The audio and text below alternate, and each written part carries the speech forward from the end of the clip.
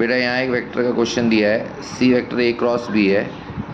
ए vector 2i cap minus J cap plus K cap है और B vector है lambda J cap plus 2k cap. D vector का magnitude 2 दिया है और सी वेक्टर का मैग्नीट्यूड √53 है, जिसमें लैम्डा एक इंटीजर है, लैम्डा बिलोंग्स टू जेड। अब सी डॉट डी के स्क्वायर की मैक्सिमम वैल्यू बतानी है। तो सबसे पहले हम A cross B vector product निकालते हैं डिटर्मिनेंट वाला मेथड यूज़ करके। तो डिटर्मिनेंट में आई कैप के लिए लिखेंगे तो ये और कोफैक्टर ये आएगा दिस माइनस दिस, फिर माइनस जे कैप, तो ये रो और ये कॉलम हट जाएगी, 2 × 2 4 minus 0 plus K cap 2 lambda minus 0, इस तरह से। तो ये सी वेक्टर आ गया। अब सी वेक्टर के मॉड का फॉर्मूला लिखो, रूट के अंदर आई कैप के कोफिशिएंट का स्क्वायर, जे कैप के कोफिशिएंट का स्क्वायर, के कैप के कोफिशिएंट का स्क्वायर, और वो √53 गिवन है क्वेश्चन में। दोनों तरफ स्क्वायर करेंगे तो रूट हट जाएगा, लैम्डा में क्वाड्रेटिक इक्वेशन बनेगी। फिर इसको स्प्लिटिंग द मिडिल टर्म से 4 लैम्डा को 15 लैम्डा माइनस 11 लैम्डा ऐसे करके स्प्लिट कर सकते हैं।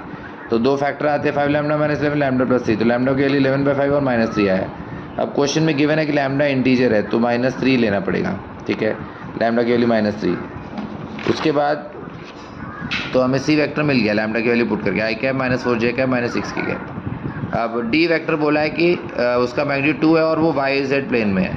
तो वाई जेड प्लेन में तो उसका एक्स कोफिशिएंट 0 होगा, alpha J cap plus beta K cap.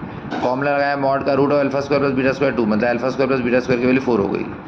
अब C dot D dot product लगाते हैं तो -4 अल्फा -6 बीटा, उसका स्क्वायर किया करते तो स्क्वायर किया, तो ये आता है एक्सप्रेशन आइडेंटिटी लगाने के बाद। Alpha square plus beta square 4 है, तो यहाँ हम 16 अल्फा स्क्वायर के साथ 16 बीटा स्क्वायर कंबाइन करते हैं, 20 बीटा स्क्वायर, और इधर अल्फा को √4 माइनस बीटा स्क्वायर लिखते हैं, तो ये 64 बन गया और बाकी एक्सप्रेशन बीटा में आ गया।